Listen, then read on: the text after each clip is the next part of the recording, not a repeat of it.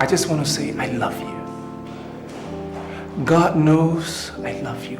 I love you so very much. God knows I love you. Then why? But how can I keep loving you when your heart is already on my sister? Usually when I watch these films, I'm always left either screaming, "What is going on?" or angry. What the actual f***? At this time, I was left confused, and you'll see why. So this movie is called Mother's Daughter, and it has all the usual suspects: Beyonce, Raj, Sierra, Kalsum Scenario. So Nadia Buari and Jackie Appiah are sisters. Their names are Anita for Nadia Buari and Princess for Jackie Appiah. But I will call Nadia Buari Beyonce and Jackie Appiah Sierra because that's how we know them on this channel. And I will call Van Vicker Raj. Now the two girls, their mom is Kalsum Scenario. Good afternoon, Mom. Good afternoon. And in the very first scene, we see what the main part of the story is going to be. Look, I must know you're in and out of this house. Am I understood? Mom, why is it that everything I do in this house seems to be wrong with you? Whatever I do is just so wrong, but whatever Princess does, she's right. Kalsum Scenario, their mom, does not like Beyonce, but she likes Jackie Appiah, Sierra. What is going on in here? And she has a very, very bad reason for this that we'll find out a little bit later. Now, on the other side of town, we have Eko Smith Asante, who is dating the Nigerian legend, the lovely, one of the loveliest Nigerian women that we love to see on screen, Stella Damasus. Damasus. She has corrected the whole world, but people still call her Damascus. Even in the film, in the beginning credits, they wrote Stella Damascus. And they look like they have a lovely relationship. Everything is good between them. Until I heard the conversation they had next. And thank you for giving me a second chance. You know, after Maxwell, I never thought you would want to have anything to do with me. Second chance? Maxwell? Oh, I see. She cheated. Oh, these Niger babes, bro. If you go inside, it's probably because he wasn't spending enough money. What happened between you and Maxwell? It's past. It's gone. So please don't remind me of it. Please don't remind him of that time when Maxwell sunk your face deep into the pillow while he plowed you from behind. Don't remind my guy. Why are you doing this? I know. It's just that I can't believe how foolish I was to believe Maxwell's lies. And she's still going in. So I never thought you would ever forgive me. I thought I would lose you to someone else. Just like he lost you to someone else for 15 minutes, night after night. And the whole time, the poor guy is just trying to forget how your lips were wrapped around another man's male chicken. So do me that favor and let's forget about it, okay? I forgive you because I love you. And I want you to use the same love to forget about it. Now Stella is a Nollywood movie star in real life, but it looks like in the movie she's also a movie star. Because in this scene at Max Mart, they are showing her movie on the TV screen. Crazy. Is that why she cheated? Because the guy wasn't good enough for her because she's a star. So in this shop is where we meet Kofi Ajololo, who once again I hope was paid for this movie. Old man like me, they'll call me and come and work, and then they can't pay me. He meets Kalsum Scenario, and then we have some old school flirting. Gladys, you're looking so lovely. Thank you. Thank you. I'd rather say so gorgeous. Oh, and Gladys, I admire you so much. Straight to the point. So he invites her for dinner, and then we hear Kalsum Scenario's story. At least half of it. So that's how I lost my joy and became a widow at a tender age. You became a widow at a tender age. What age did you get married? 10? Do you know what tender age means? And this is not the only time she says it. There's another scene later in the movie, I think in the part 2, where she says the exact line she says over here. I'm sure the writer was like, oh, let me just copy and paste it. So that is how I lost my joy and became a widow at a tender age. A widow at a tender age. Were you married to R. Kelly? Well, he's not dead, so... Michael Jackson? And in the spirit of romance, Kofi Ajololo tries to match the energy. Gladys, I think we have almost the same experience, and that makes us one of a kind, you know.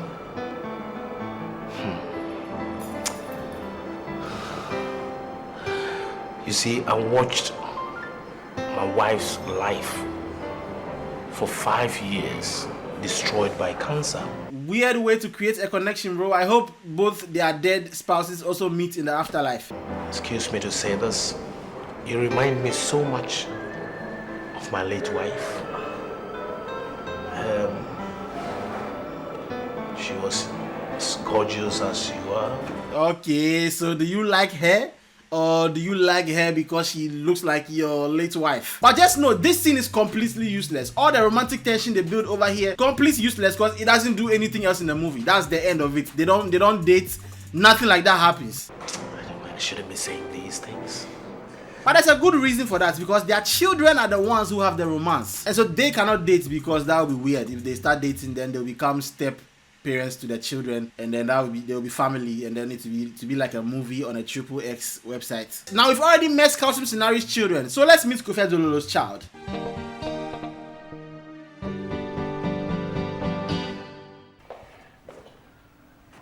Dad?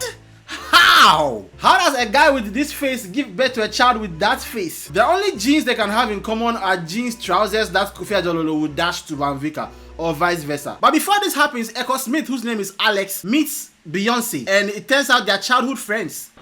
Alex! Oh my god, Alex, little Alex! Go away. What? Oh my god, you look so big now! So he goes to their house, and I'm always fascinated about the amount of furniture in these houses in these movies. There's a whole setup over here, another one over there in the same living room, and another one in the corner upstairs. How many sets of guests are they having at the same time? Or is this one of those things where like girls who are roommates have 4 fridges because they are not talking to each other, so they all need to have their own fridges? So there are 3 women in the house and they have 3 sets of furniture because nobody can touch the other. Is this one of those things? Now Echo Smith tells his girlfriend Stella that he met an old friend and she's a girl, and she gets very suspicious. And besides, I'll be seeing the girls later too. The girls? Yeah. What girls? I told you about this friend I met. Childhood friend? Childhood friend? Yeah. Well, I thought it was a guy. Because she has cheated before, and as a cheater, she's always afraid of becoming a cheatee. Now, all of that, the whole cheater-cheatee situation, will unravel in a way toward the end that I still cannot explain to you, but stick with me, I will try to explain it to you when it gets there. You mean I actually look like Beyonce? What do you mean? You are Beyonce. That's who you are. Don't forget who you are. We don't know any other Beyonce. They say they have some Beyonce somewhere. We don't know that one. You are our one and only Beyonce. Don't forget that, please. But I'm actually going to look for a job. Job? Of course a job. Nita. Wait, you guys don't have jobs? Has it gotten to this situation? And what do you mean situation? Why is she talking about a job like she has a kidney problem? Everybody has a job, but I guess if they're living in a house like that, then they don't need to have jobs because that house is insane. Princess, look, Mom has been making my life a living hell in this place. I just want to go out there and then get myself busy. If only she wasn't my mother. Remember these words, okay? Very important to the story. Now, Alex Echo Smith is their childhood friend, the childhood friend of Beyonce and Ciara. So he throws a birthday party for Beyonce when the mom does not do anything about it. The mom doesn't like her, as we've seen. Today's my birthday. Happy birthday. Thank you. Where's Princess? If it were you, I will leave you. I will leave you. And of course, his girlfriend, the cheater, gets angry about it because remember, she does not want to be a cheatee. Why can't you just trust me? Then you will just realize... Realize what, Alex? That you're a lying, cheating, two-timing bastard who cannot stand by his words? Madam, he hasn't even done it yet, and you're already accusing him of it. You are jumping to the end. I know where you're coming from. It's Maxwell, right? Let me make this point clear. Not everybody is a cheat who sleeps with one man and get engaged to the other. Aish, that's a dagger right into the throat. You bastard! Okay, so now we can all see that this girl is mad. Stella is mad. And she's going to be the source of unnecessary madness in this film because it's a Ghanaian film. Ghanaian-Nigerian crossover. And so we need a character that's going to be a source of craziness, right? And so far it's looking like she's going to be the one. Or maybe I may have spoke too soon. Meet Fred. He's just been employed as your new driver. What do you matter? You can just call me Anita. Oh, Beyonce and Raj in the same film again, in the same situation again with Ciara. What could go wrong? Let us wait. 2 months later with Beyonce and Raj and nothing has happened? Wow, I may have been wrong. That's not regular. Usually the fireworks starts right in the beginning with these two. So maybe I was wrong. This time we might be getting something different. Wow. Now I still don't understand why Raj was made her driver, because remember, he's the son of Kofi Ajololo, and Kofi Ajololo is the owner of the company that she works for. I didn't mention that, but Kofi Ajololo owns the company that she's working for. So I don't get why they made him the driver, because in no time That the day-to-day management of this company is being transferred to my son, Fred. he becomes the CEO of the company. So what was the driver part supposed to be about? Was that a way to force the love story between them, like he drives her around and then they develop a connection? That's exactly what it is. They show a flashback later in a movie where she's asking him, Fred, I wonder how come you speak so good English. You know, it amazes me for a driver. If it were you, I will leave you. oh, drivers, this one is I need all the drivers to come together and fight against this stigma. Okay, because they think you can't speak English. So of course they start going out. It's Beyonce and Raj. He's kissing her lips, kissing her chest, squeezing her boobs a little bit, and is squeezing her ass. This is very, very intimate. And this is something that is very important. They are very, very intimate already. Everything is set, but so far there hasn't been any trouble. Still shocking. But let's wait, because now we have gotten to the turning point in the story. 59 minutes into the film, by the way. 59 minutes, almost at the end of the part 1. That's where the story, the catalyst happens. So Raj sends a gift to Beyonce's house, but Beyonce's mom, Kalsum Sinari, does not like her, and so she gives the gift to Jackie Appiah instead. Ciara, princess. And it looks like she's deceiving her to believe that Raj likes her instead of Beyonce. Fred. Oh my God! He got me that. It is so obvious. He is in love with me, and I am so happy. So now Beyonce thinks Raj is cheating, which is a little weird over here, because why would he not specify the gifts, like who is for? Does he not know that there are 2 girls in the house? Oh, this is my sister Princess. Is there a drink called Anita?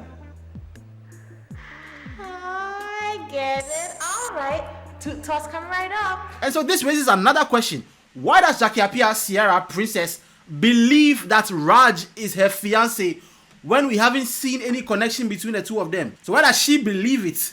Is she stupid? I can't believe it. The best explanation now is that Raj is chopping the 2 girls at the same time. And if you know Raj, you know that we can't put it past him. Anything is possible. He has done it before in that other movie. Check it out over here. To come over here. And then a woman from the office comes to the house and makes some wild claims. 2 weeks ago, I heard my boss talking about his son getting married to Anita's sister, Princess.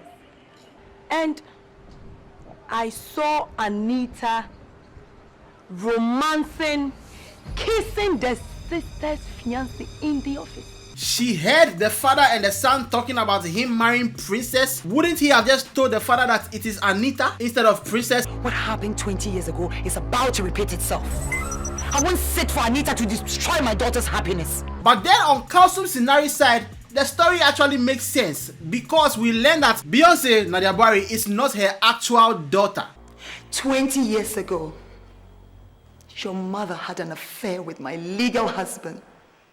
And you are the product of that affair. Kalsum Sinari was also a cheatee. And so when the guy came and said daughter, she didn't think of Beyonce, because she doesn't see her as a daughter. It's the reason why she's so mean to her. And so on her side, it makes sense. So that's how part 1 ends. And at this point, you can tell the confusion I'm talking about. Things are starting to get mixed up. Now part 2, oh boy, you already know how this goes. Whenever these movies have a second part, they just take it to the moon with the confusion. Are you okay? No, I'm not. Yeah, we have to change location because they took my lights last night when I was filming. So this bandana is in protest to the situation of the country. When Olive the boy began singing like a Nigerian, I didn't know ECG will also start moving like NEPA. Jesus Christ. And the reason I'm bouncing up and down is because I'm sitting on a bouncing ball. So whatever that they call that thing, the exercise thing. So at this point, Kalsum Sinari tells Princess Jackie Appiah, Ciara, that her sister Nadia Buari, Beyonce, is sleeping with her boyfriend, and she has this reaction. Anita and Fred hugging and cuddling.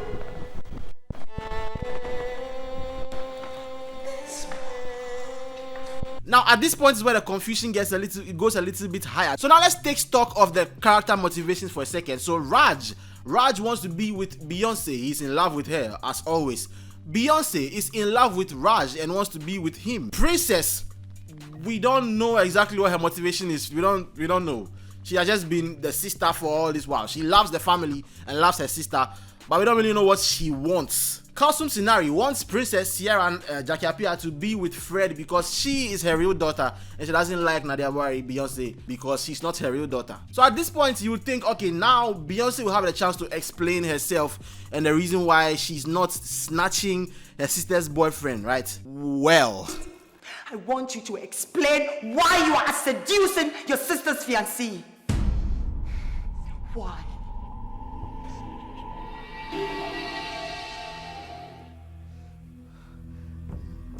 Mom, this accusation is false. I love Princess. She's my sister. I would never do anything to hurt her feelings. Mom, I would never do anything silly to come between a good relationship like the one she has with Fred. What? Why would she say that? Princess and Fred don't have a relationship as far as we know. Now, it kind of makes half sense because for Beyonce, she wants to be accepted in the family. She wants her mom to love her like a real mom, right? That's part of the character. So it kind of makes sense. But even then, why would she say it like that? Why would she say, I wouldn't want to come between Fred and Princess' relationship? What she would say to try and clear her name would be, I didn't know because I was with Raj already. Why does she lie to them as if she wasn't in a relationship with Raj already? That makes her look worse. That makes her look like a bad person even more. And this is why I say this movie was very, very confusing. Like, I can see what they were trying to do, but it looks like once again, they got to a point and then they were like, they didn't know how to finish it, so they had to bring up some new things, some new character motivations out of nowhere. So the two of them have a conversation, and I thought at this point, okay, now it's just she and her sister. So she would tell her sister what is actually going on. That listen, I understand how your mom sees it, but that's not the way it is. He and I started dating. I didn't know about you guys, right? Answer me. Do you love Fred? I like him just as a person, you know? And I would never do anything to come between both of you. Fred doesn't love me. He loves you. I thought this would be a normal movie, guy. I thought for once, apart from Princess Tyra, the best one, we would have another movie that is normal. But it's just crazy at this point. I don't understand. Because she was just kissing the guy moments ago outside. So I don't understand. The story would have still worked if she told her sister the truth and then they figured it out from there. But then Beyonce decides to come up with a crazy solution. Let's just get into it. So this is where Alex from the beginning comes back into the story after disappearing for like after the thing with his girlfriend. He doesn't appear again for the entire movie until this point. And now he has come back as the shoulder to cry on for Beyonce, and this is for a very good bad reason. Now when a guy who has a girlfriend is a shoulder to cry on for another girl who has a boyfriend, we all know how that ends, right? It ends with the two of them chopping each other. That's what happens. So Alex meets Princess Jackie Appiah, Sierra, at Papaya. On what? Let's say I'm being curious. Curious about what? Like you don't know what I'm talking about, Alex. What? What are you talking about? Just tell me. About you being in love with... It's okay. And it's okay. Do I have to continue? No. We're just trying to see whether we can do something. I'm just trying to see if we can do something. What do you mean? Is he in love with Beyonce? Did he not promise the Niger babe that he's never going to cheat on her the way she did him with Maxwell? So Stella overhears him talking about a certain engagement and assumes that he's going to engage the other girl, right? So she gets angry. But that's not what's happening. What is happening is that Beyonce and Alex planned to look like they were dating so that the family will not suspect that she is dating Raj. That was the plan. I went home and thought about this whole thing. I don't think it would work. How do you expect me to feign up something that could rob you your joy for life? You don't love me, at least I'm not so sure about that. So the entire thing, they meeting and hugging each other and him saying, I just want to see if we can do something, that was all part of the plan to make it look like she's dating him, a guy who has a girlfriend, and she's not going to marry Raj. I don't know, like, of course I can do it, but what happens to us? Who knows? Maybe someday you and we could be together. I don't know. Maybe someday you and I could be together? Are these people serious? Jesus. What they're trying to do is wrong. They're trying to join two people together, which is not right.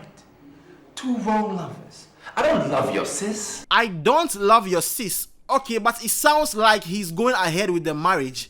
And we know this because he has a conversation with his dad, Kofi Ajololo, at some point. That makes the whole thing confused. I'm confused. I personally called you and you told me you were in love with Princess. Oh my God. Raj again. Raj cannot stop being a bad guy. You told him you were in love with Princess. Did he mix the names up? Was he drunk, or is it just Raj being Raj and making the wrong decision just because? This movie is confusing, bro. That she made me do it. She said she wanted me to help her out. So she made me do it, so I said it. In this movie, if you put 2 and 2 together, you will get 6. That's how confusing the story is. The most annoying part of this film was some parts where they tried to fake like a high intensity moment where Kasum Sinari's family comes to threaten her that they will tell the other family about the fact that the girl is not her daughter, and then I think she killed Nadia Buari's mom or something like that. We will tell the Ajiman's family that you use your witchcraft to kill Anita's mother. And then Nadia Buari comes in and does this speech about how she's not going to let them destroy the family. This is my mother. Even though she's not my biological mother, but she's my mother and I love her very much. And then they all get into the car and drive fast to I came here to tell you that Mrs. Gladys Battels is not my mother. She has loved me and cared for me so much as if I was her own. You see, my mother was an orphan when she died. My mother was an orphan when she died. Isn't that most moms, like most grown women, their moms and dads are dead? Like, so what is the relevance of that? Like, is that supposed to make it more sad? Jesus Christ. So at this moment, she has told the story of her mom, and so now, like, she has a chance, a final chance to set things right. Okay, it's the end of the movie. Okay, final question, the one thing you can use to set the whole thing right so that you can get on course or on the right course, right? If you consider me as your father, give me a straight answer. Have you ever been in love with my son? No, sir. Oh, Jesus Christ. Jesus Christ. So you know what happens at this point? We get a real flashback of her mom's story. All the story she told about her mom. We get a real flashback about the entire plan of the movie. And I want you to guess right now. Guess right now in the comments. The person who gives the flashback. Okay, I want you to guess right now in the comments, and I guarantee you are going to be wrong. But I want you to guess. But I guarantee you're going to be wrong. You see, the problem started a long time ago when Anita and the sister were much younger. Princess, Mommy will be there with you, okay? Mommy will take you to the park, right? Did you guess right? I know you did not. Because who is this bitch? Who is she? Like, who? The friend of Stella, the friend of the Naija baby, is the one who knows the entire story. How? From where? What does she know? Who does she know? She even knows the backstory. She knows the backstory of when Anita and her sister were younger, and she has the memory in HD. Like, her flashback is with angles and everything. Like it's her own memory. Jesus Christ. So now it's time for the engagement, and you know how we do it. You know how they end. You know how they always do the end. She's in love with Fred. What? She's always been in love with Fred. Look, me, her relationship, love, everything has been planned. It's fake. What are you talking about? Hey, look, Fred is only doing this to just please Anita. Okay, if you go into this marriage, my fear is it just might not work. Okay. So why didn't she tell me from the start? Exactly. Why didn't she tell you from the start? She can just told you from the start, and you can pull out because you have a choice. But she didn't. This is all a planting. This was all a planting. I've been in love with Anita all along. Anyway, She's equally beautiful.